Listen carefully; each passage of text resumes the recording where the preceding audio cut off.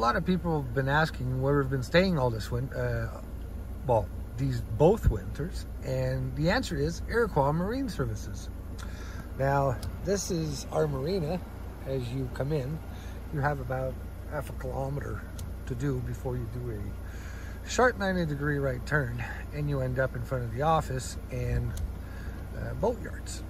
Now, on the right-hand side, it would be the west boat yard. That probably contains somewhere around 150 vessels. Now, these could be powerboats, sailboats, or anything in between.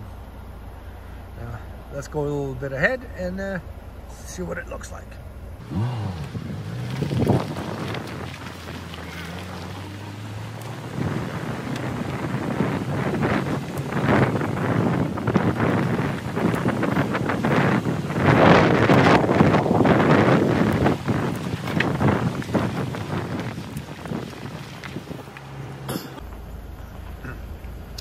This is where you can come in to either yard, which are normally locked unless people are there.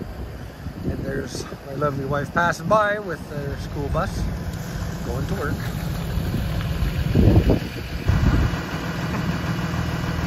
Going on the little tour of our marina here. We're heading into the west yard, sorry.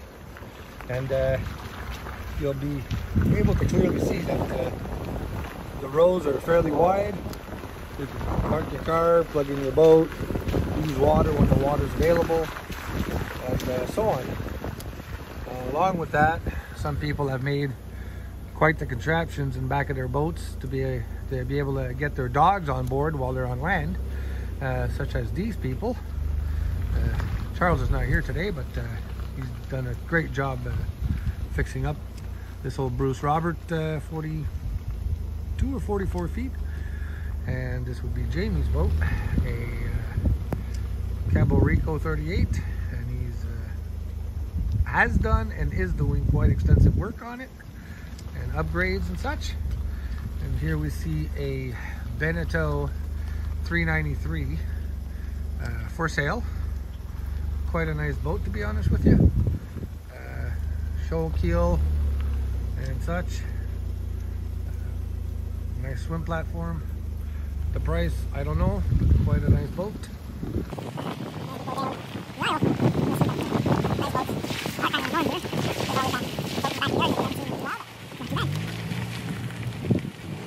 Now these are the smaller boats in this yard, and they're anywhere from 20 some odd feet, 21 foot, all the way to 30, I think the longest one in this row is. A lot of pocket sailboats, and some of them are for lake cruising, but a few of them are actually for blue water. These are two identical Mirage. Don't ask me the year, but the one on the right belongs to a very good friend of mine, Tony, and that's a metal boat, quite nice. And let me go show you another couple of boats that are for sale.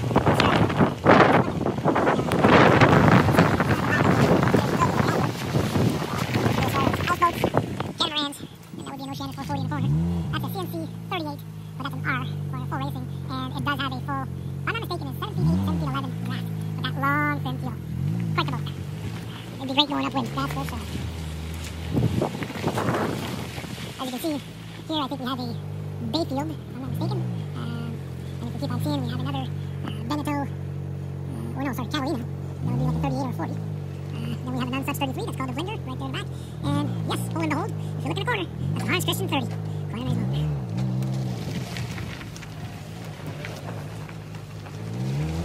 Here's a nice powerboat.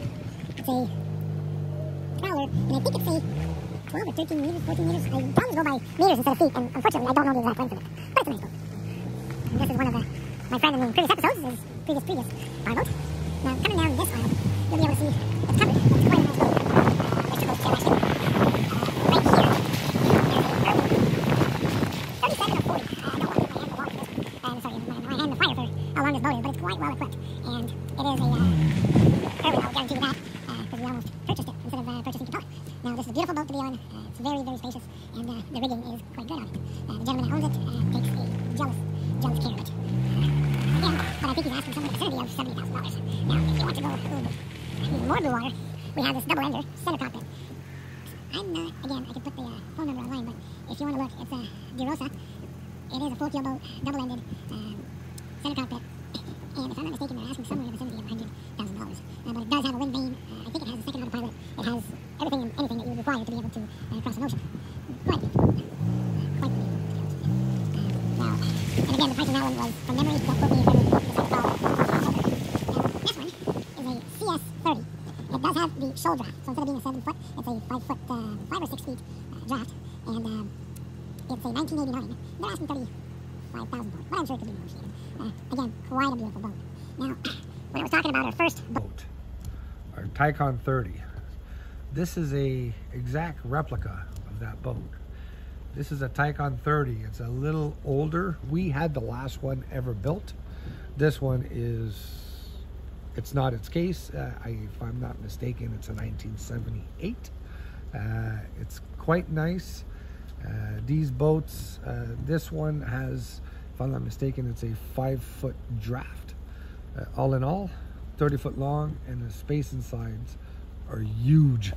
And I could post that, or if somebody wants to PM me, I will be more than happy to give you all the details. There were only very few built in total with the 3 companies that built them, calling them the Chrysler 30, which was the first one, and there was a Texas Instrument, which I think built maybe 12, and the last company building them, which closed in 1982 or 84, 84, because ours were in 84, was the Tycon, and it was built here in Canada. So they first started getting built in Texas, if I'm not mistaken. Then they were moved to Texas Instrument, which ironically don't think they were building them in Texas. And then a Canadian company built them, and they were building them in the same yard as the CNCs. You know, that's why the similarities with the front lights and the keel manufacturer and the mast. Now, if you pay attention to the rigging, it's only a 7/8 rigging for the jib. But you know what? I had one of these going 13.9 knots. They're built incredibly strong. Now, this is the end of our west yard tour. We were not going to go in the east yard because there's a lot of boats being under construction, and I don't want to intrude on anybody's private stuff. Now, we're going to show you the premises. So this is the office where you come in to register, pay your bill, and talk to the beautiful Robert, owner of the marina. Here. And first, we're going to be going to the men's room. I would say for a marina this small, it is really clean. Like, they do take care of it. You even have a shower in here. Yeah, there's 2 stalls. One's closed down for COVID, the other one's open. It switches, I don't know how many times, but yeah, this is the boys' bathroom. If we just hop on over here, we're going into the girls' bathroom because I know nobody's in here, so. Yeah, here is the girls' bathroom. 2 stalls, but in this one, the shower actually has a door instead of a curtain. And here's where the shower is. Yeah, some people leave stuff in here. Don't know what else to say about that, but yeah, another mirror. Yeah.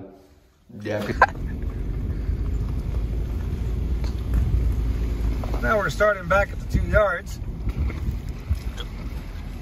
And as we keep on going,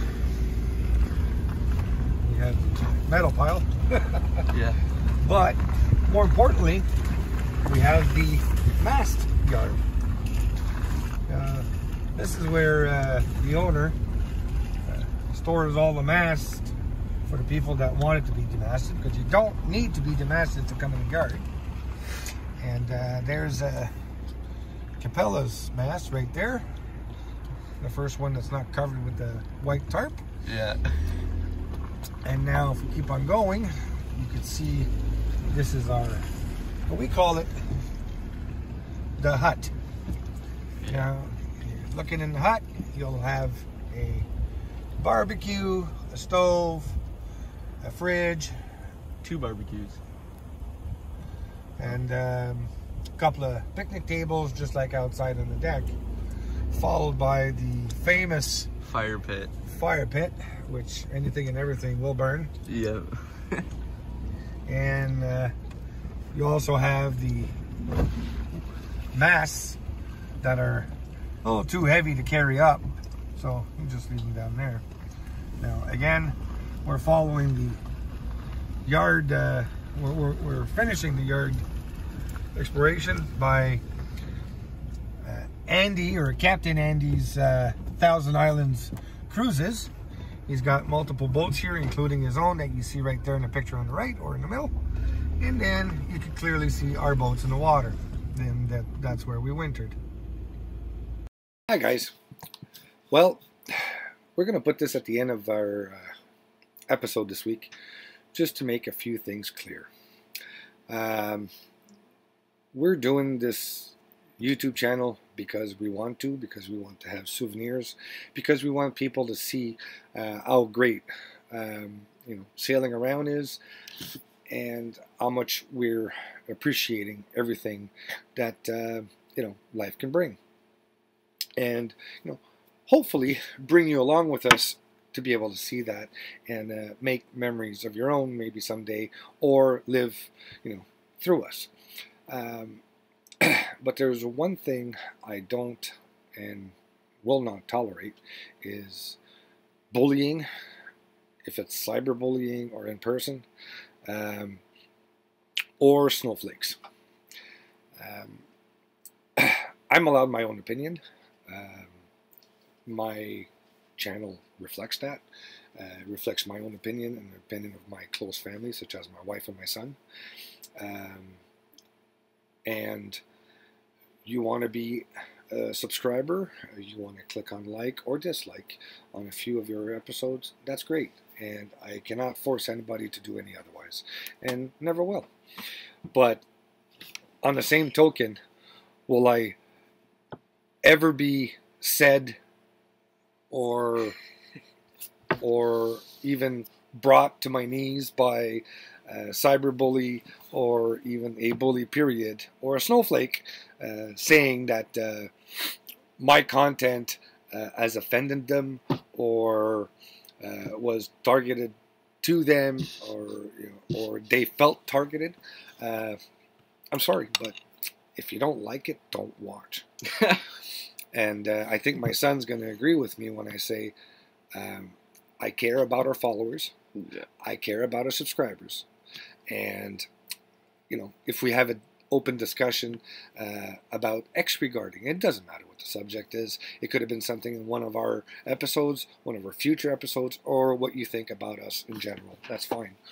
But I think my son will also agree that if you try to bully us in any way, shape, or form, it's never going to happen. No.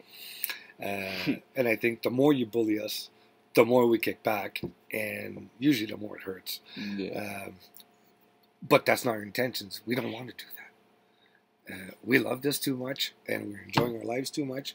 And do I ever stop and think, will our episodes hurt somebody? Yeah, because that's not my intentions.